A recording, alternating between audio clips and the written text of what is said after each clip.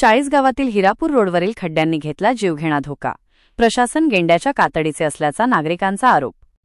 चाळीसगाव शहरातील अत्यंत वर्दळीचा समजला जाणारा हिरापूर रोड नवजीवन मॉलजवळ सध्या जीवघेण्या खड्ड्यांमुळे चर्चेत आहे. येथील रस्त्याची दुरवस्था झाली असून यामुळे नागरिक मोठ्या प्रमाणात त्रस्त झाले आहेत. MTS 24 न्यूज धडक बेधडक या वृत्तसंस्थेने या समस्येवर प्रकाश टाकत बातमी प्रकाशित केल्यानंतर संबंधित प्रशासकीय अधिकाऱ्यांनी तात्काळ उपाययोजना करण्याचे आश्वासन दिले होते. मात्र अनेक दिवस उलटूनही प्रत्यक्षात कोणतीही कारवाई झालेली नाही. प्रशासनाच्या या निष्क्रिय भूमिकेमुळे स्थानिक नागरिकांमध्ये तीव्र संताप व्यक्त होत आहे. प्रशासन गेंड्याच्या कातडीचे असल्याचा नागरिकांचा आरोप. रस्त्यावरील खड्ड्यांमुळे होणारा त्रास दिवसेंदिवस वाढत असून नागरिकांना मोठा मनस्ताप सहन करावा लागत आहे. प्रशासन गेंड्याच्या कातडीचे आहे असा उपरोधिक टोला स्थानिक नागरिक मारत आहेत. एखाद्याचा जीव गेल्यावरच प्रशासन जागे होईल का, असा संतप्त सवालही नागरिक विचारत आहेत.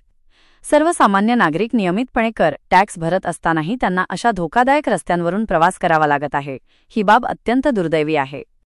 अपघातांचा धोका वाढला. हिरापूर रोड हा शहरातील एक महत्त्वाचा आणि वर्दळीचा मार्ग असून या रस्त्यावरून दररोज हजारो वाहनांची ये-जा असते.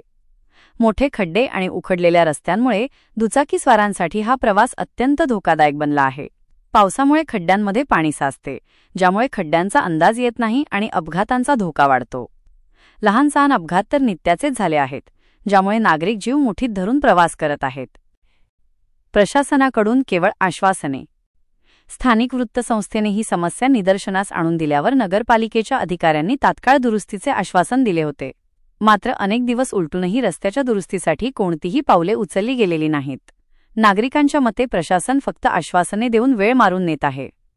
नागरिकांच्या सुरक्षेची जबाबदारी असलेल्या प्रशासनाने या गंभीर प्रश्नाकडे तातडीने लक्ष देऊन रस्त्याची दुरुस्ती करावी अशी जोरदार मागणी होत आहे. जर प्रशासनाने यावर लवकरच कारवाई केली नाही तर नागरिकांकडून रस्त्यावर उतरून आंदोलन करण्याचा इशारा देण्यात आला आहे. या आंदोलनात सर्व नागरिक सहभागी होतील असेही सांगण्यात आले आहे.